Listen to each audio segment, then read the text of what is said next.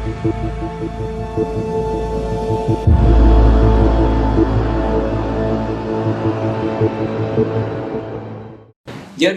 good evening and welcome to Current Issue. With me tonight, the clerk of the city of Sterling High, Melanie Riska. Melanie, welcome to MEA. Thank you for having me. It's a pleasure to be here. Thank you. Melanie, honestly, a lot of people, when they hear the clerk or the treasurer, you know what the mayor do, they know what the chief police do. What's the clerk? What kind of issue you tackle on a daily basis? So clerks, we are the administrators of all state, federal, and local elections. Okay. We also are the record keepers. So we handle all of the council materials. We make sure we follow records retention. We also do boards and commissions. We do death records, business licensing. We're soon to be doing passports, but we do a variety of jobs. I see. So if somebody with merit and all that, they'll come to the clerk and get the license? So if they were to get married, they would go to the county clerk. County clerk? Yeah, not the city clerk. clerk. Yeah, that's okay. correct. So what else that your relation with the community, for example? What kind of relation you have? They have to come to the clerk. So our residents will come for any voting questions, right? If they want to register to vote, if they want to get an absentee ballot, that sort of thing. Also, if they need to pick up a death record, certified copies of death records, if they want to apply for a business license, if they want to get a dog license, if they want to apply for a board or commission, or if they want any type of Freedom of Information Act information, they would come to the clerk's office. I see. So all the information they want to get, it's from the clerk. That is correct. Okay. We are in unusual election years. You know, we never seen things like this before. And even with the COVID, that add to it, honestly. And a lot of people talking about a mailing ballot. Tell me, what's a mailing ballot? You know, for our viewer too. And of course, this is not just for Michigan, but we broadcast in all the United States. And when we come to Michigan, I'll ask you specific things about Michigan. Mm-hmm. So mail-in ballots mean a voter will request a ballot and we mail a ballot to their home. Okay. They can also come and pick up a ballot from our office. And then they turn that ballot back into us. In Michigan, we count them on election day. Okay, but for example, myself, my wife, and my son, we receive it in the mail without requesting. So we are registered, of course, but we receive it in the mail without asking for it. Let's put it this way. So in order to get an absentee ballot, voters do have to request it. They have to have, they file an absent voter ballot application. That's yes. absentee. Yes. Okay. So a voter would file that request with us, and then we can send them a ballot. By law, we are not allowed to send ballots to anybody who did not request them. Is there another way to send the ballot, the mailing ballot? In Michigan, no. That's the only way that you're going to get a ballot is to apply for one. I can't speak for other states. I don't know what the rules are in all of the other states. I see. So far, how many requests do you have for mailing ballot? For this election, 36,000 is where we're at right now. Only the state of Michigan? In the state of Michigan? I mean, only the city of Sterling Heights. So. Sterling Heights, yes. In Sterling Heights, we have 36,000 requests. What's the state of Michigan? I believe there have been about, I want to say just over 2 million requests. That's something we would have to verify with the Bureau of Elections. I think it's about 2 million. Okay. If I send you my mailing ballot, when are you going to open it? We open them on election day. The election day. Mm-hmm. I see. Everything comes the election day. Yes. Okay. Do you expecting an election day that there is many people that are going to come to vote? In person? Yes. On November 3rd. Yes, I believe that the polling locations will be quite busy. I think we are going to have a record high turnout this election. I see. What you preparing because of the COVID and all that? Mm-hmm. People are scared. People are worrying about, what kind of preparation you have to make the people comfortable. Mm-hmm. So first, for absentee voting, we've opened up a new election center, which is located at our senior center on Utica Road. Okay. That way all of our voters can go to a location outside of City Hall. We do have, barriers up to protect voters. We ask that voters wear masks. We also have hand sanitizer throughout the election center. At our polling locations, the in-person polling locations, Yes. all of our election inspectors will be wearing masks. They also have the option of wearing face shields. We provide gloves. We also provide sanitation spray. The election inspectors will wipe down the voting booths, the pens, those sorts of things that voters use. And we also have hand sanitizer there as well. Okay. For the mailing ballot, can somebody put it just in a mailbox? Yes, we have 7 drop boxes actually throughout the city. But beside those, if I have a mailbox next to my home or next to my office, can I put it there? Yes, voters can drop it in the United States Post Office boxes, and it is no postage required this election. I see. What are you expecting, from now to the election? That many more people, they're gonna vote on mail rather than go in person because of the situation, because of the COVID. We expect our absentee ballots in requests to rise. So we're about 36,000 right now. I wouldn't be surprised if we hit 45,000 by the time election day comes around. And what's the total population of the people that they vote in Sterling Heights? We have nearly 98,000 registered voters. So you get almost half of that is gonna be by mail. I expect that, yes. I see. Is that usual? And Of the, go ahead. of the voters that vote, half are typically absentee. But in 2016, our overall turnout was about 65%. We expect the overall turnout for this election to be closer to 75%. Well, did you prepare your office to handle all that mailing coming to your door and, open them up and all that? Yes, we did. So because we opened the election center and my absent voter office is located there, we're in the gymnasium of the senior center. Yes. We hired, it was about 26 people. They are all at their own tables, 6 feet apart, Right. Practicing social distancing there. And they assisted in us, issuing the ballots and assembling them and getting them ready for mailing. How was the thing for the primary? It was the same for the primary. I think we sent out about 24,000 absentee ballots at the primary. We received about 19,500 back. And that was up substantially from 4 years ago, which 4 years ago we did about 8,300 at the primary. Well, tell me more about that, how the day of the election. For example, is any politician allowed to talk to the people, or do you have a representative of both party at the election? So there is no campaigning at any of the polling locations within 100 feet of the entrance of the building. So we have past 100 feet, candidates are allowed to talk to Can they voters. put their signs and all that? They can't put them in the ground and then leave. They can sit there with their signs or Nice. sit there with their literature. Okay, But they cannot do any of that within 100 feet of the polling location. I see. As far as, we do allow poll watchers. We have designated public areas inside the precinct to allow people to come and just watch the polling location. Who's those people?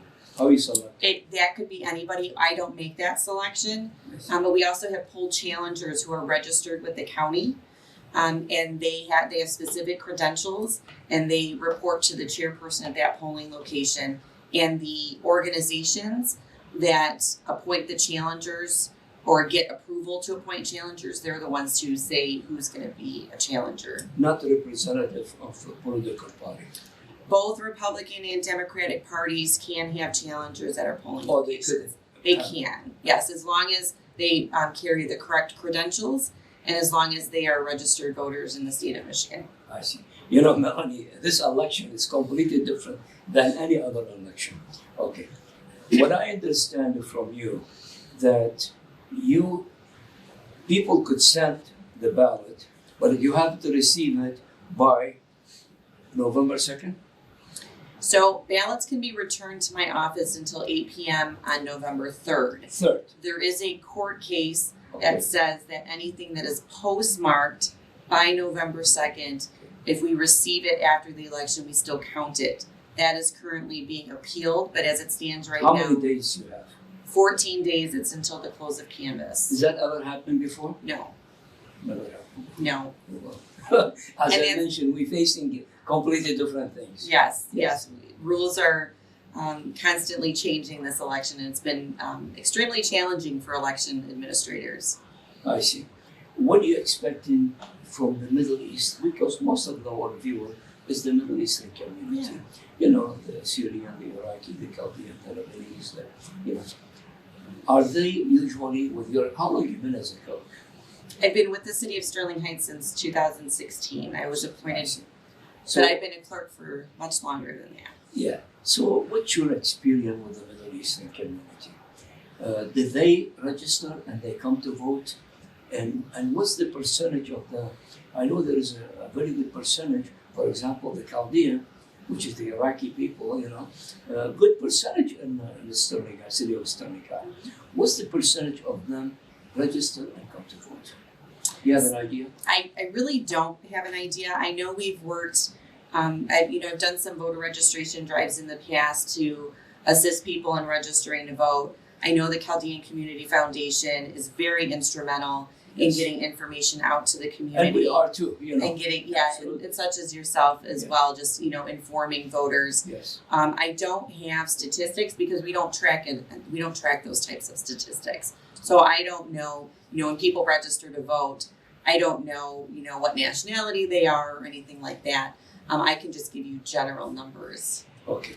After the voting, if somebody wanna find out, for example, how many of the Middle Eastern community vote in the Sterling, can they do that? We don't retain those statistics.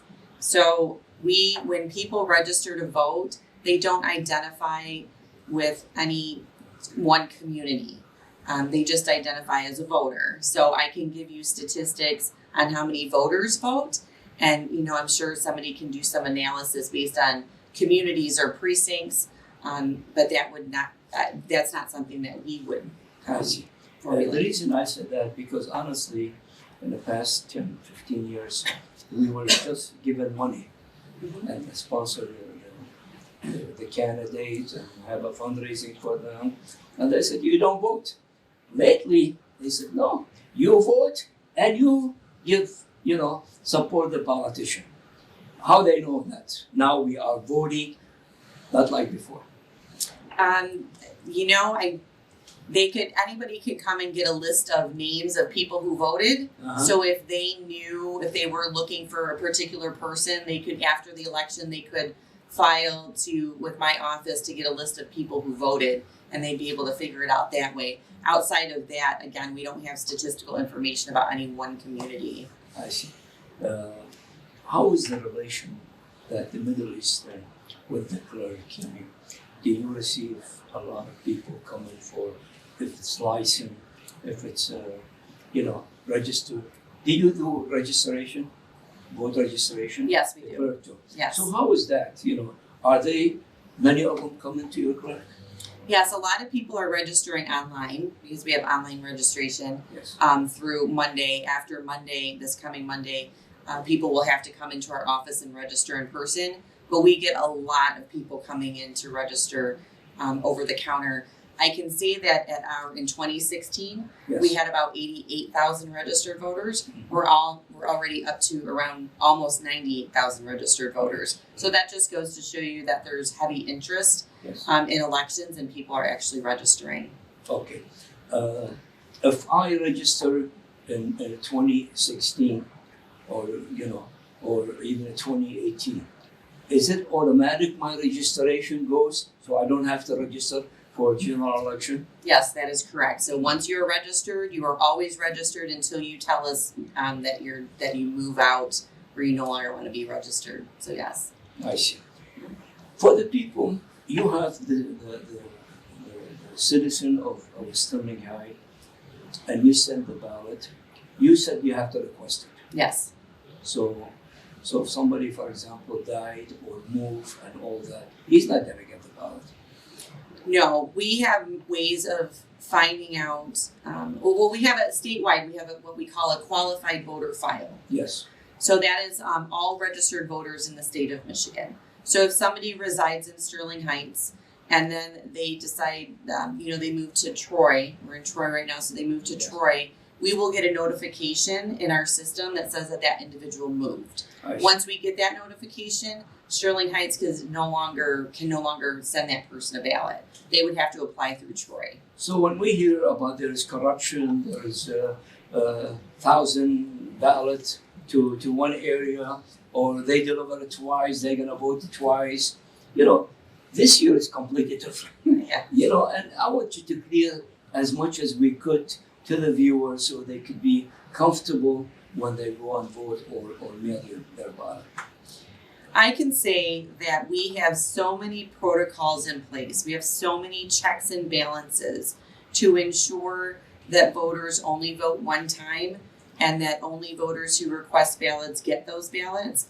And even if somebody were to inadvertently, get a ballot from one community and then they move and they have a ballot in another community, Okay. there's protocols in place to make sure that both of those ballots don't count, right? So when we take it very seriously, right? One vote, one person, one vote. Yes. And we follow very strict guidelines to ensure that the integrity of the election.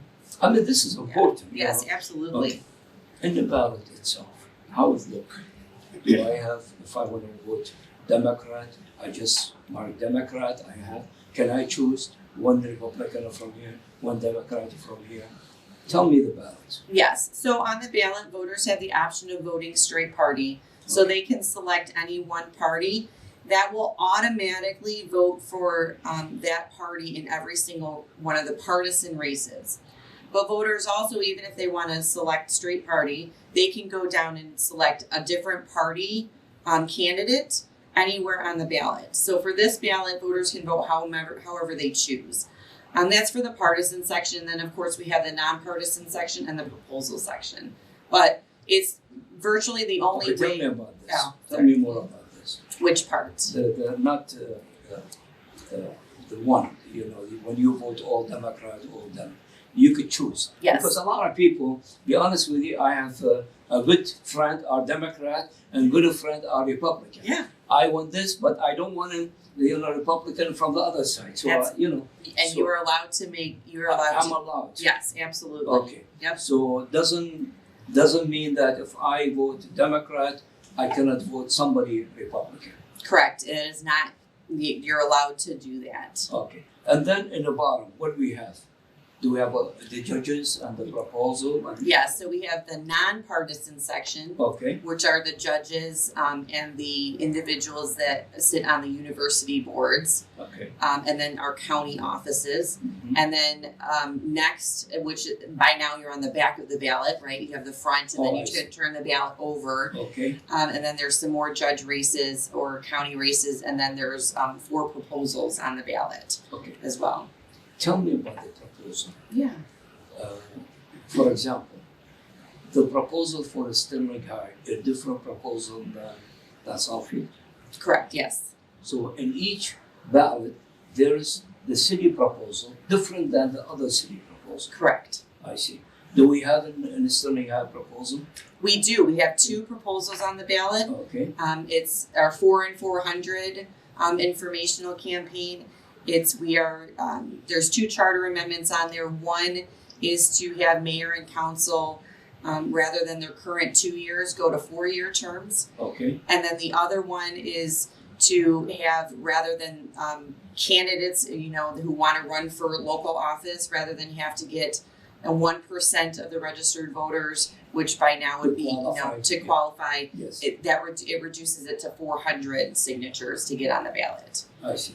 What I understand, our Secretary of State, she said about 1,000 ballots. There was no signature, and they returned it for another ballot with the signature. Is that?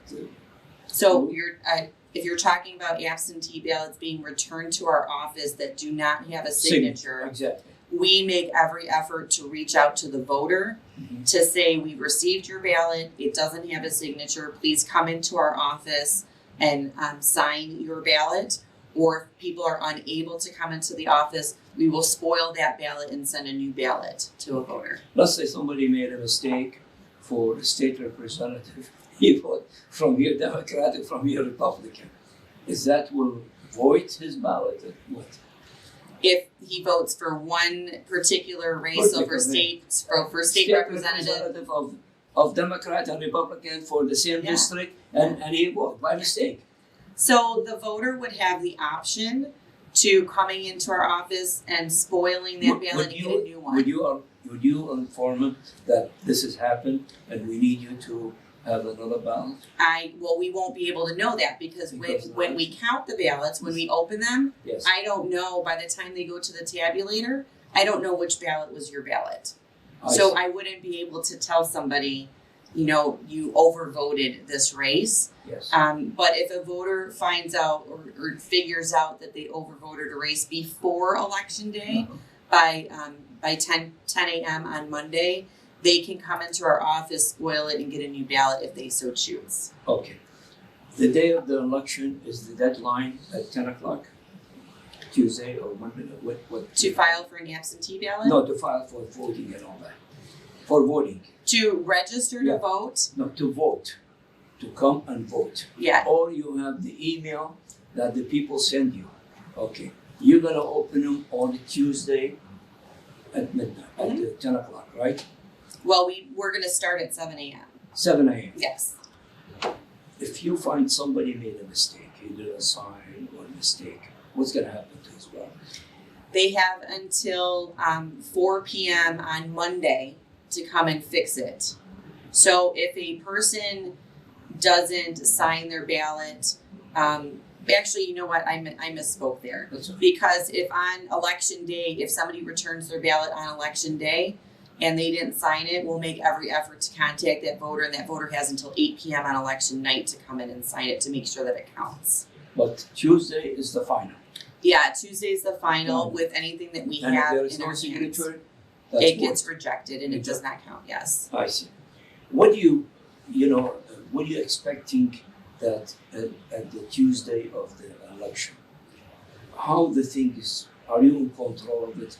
And what's your message to the Middle Eastern community that you are in control of that? You take all the necessary action to protect with the COVID, with the mask, with the sanitizers and all that. I need them to hear it from you that how comfortable they're gonna be to come and vote. I encourage all of our residents or all of our registered voters to come and vote. I have been in this business for 18 years now. I have run, this will be my 49th election that I have had some hand in administering. I take my job extremely seriously. My entire team takes it very seriously. We follow every single law, every guideline provided by the state, and we make sure we put in all the checks and balances to ensure that every vote counts. In addition to that, in this COVID environment, we go above and beyond to make sure that our voters feel safe, that all of our election inspectors feel safe, that they can come to the precincts and vote if they would like, or if they want to vote AV. I assure everybody that, every absent voter ballot that comes to my office is in fact counted. I know there's a lot of misinformation out there, and I know a lot of, even from other states. I can only attest to what happens in Sterling Heights, exactly. Right? Yes. And I can assure voters, and they can have confidence in Sterling Heights and my team that we are following all the laws and that their votes will count. So I encourage everybody to vote. One last question. Yeah. Can he bring the ballot and ask you to help him fill it out? So we do not. The reason I'm saying that, because there is that talking about corruption, taking it somewhere, or somebody else fill out the ballot for them, and they only sign it. Yeah, no, we do not provide that That's service. against the law. Yeah, no, I mean, somebody can't walk into a clerk's office and say, I need help, filling out my ballot. They can ask questions about the ballot, just as you did regarding straight party. But no, if somebody ends up needing assistance at a polling location, they can bring somebody with them to assist, and we go through a series of questions to see if by law that person is allowed to help them. Or if they are insistent and they need help from our election inspectors, we would have one Republican, one Democrat help that individual if it's absolutely necessary. But I want to say what's really exciting about this election, our county clerk, Fred Miller, has what we're doing throughout the county is the county is going to be providing, they're partnering with global interpreting services. So if a voter comes to the polling location and maybe English is the second language, and it's, if they're having difficulty understanding, the chairperson of that polling location will have a phone number to call, and they can get an interpreter on the phone to help explain or to help answer the voter's question. That's a great service that is very exciting for us. That will be at all of our polling locations. Well, Melanie, thank you so much. I know you have a very, very difficult task, especially in this election. Yes. So we appreciate your help, and thank you so much. I thank you so much for allowing me to come here. If I could just make one last comment. Sure, absolutely. We really want to encourage all of our voters and our residents in general to mask up. When voters go to the polling locations, when people are out in the community, we've seen a recent uptick in COVID cases in the city of Sterling Heights, and we want to make sure that all of our residents stay safe. So please, when you go to your polling locations, when you're out in public, please wear your mask. I have mine here that I wear everywhere I go, but we encourage everybody to mask up. Absolutely, and not just for the election. Anywhere they go, any interaction with the public, they should wear the mask. Absolutely. We want everybody to stay healthy and safe. Absolutely. Thank you so much again. Thank you. The other viewer, that was my interview with the clerk of the city of Sterling Heights, Melanie Riska. Honestly, voting, it's a duty. I know back home, voting, we never vote, it's all corruption and all that. But here, we have the best system. Don't listen to the people who tell you there is corruption and all that. No, we have the best system. And it's a fair system, and they go by the law. Whatever the law said, they go and implement it. So please, it's very important to go and vote. If you want the people that you believe they're going to serve the communities that you are in, go and vote for him. Okay? Do not wait. And then when he loses, you'll say, you know what, I wish I could vote for you because you are a good person for us. No, exercise your right. This is a right that we didn't have it back home. We have it here, and it's so important. And be proud when you vote as an American. Thanks for watching, and good night.